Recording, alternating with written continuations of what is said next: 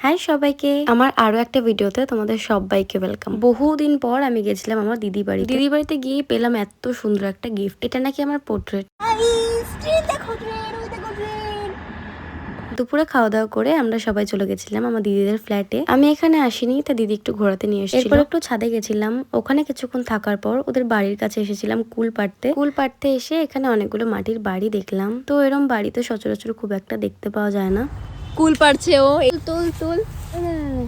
তুল আমার দিদি এই চলে এসেছে আমাদের ডাকতে। মাম তোর মতো দেখতে।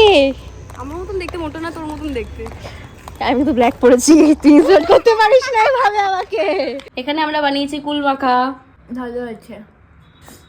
পরের দিন সকালে ঘুম থেকে উঠে দেখি মাম পড়তে যাওয়ার জন্য রেডি হচ্ছে। মাম বেরিয়ে যাওয়ার পর ভাবলাম আমি আর দেরি করব না, আমিও বাড়ি চলে আসবো, কারণ ও বাড়িতে না থাকলে আমার একদম ভালো লাগে না। তাই দিদির হাতে চা খেয়ে দিদিকে টাটা করে জামাইয়ের সাথে উঠতে উঠতে চলে এলাম বাড়িতে। তো চলো টাটা।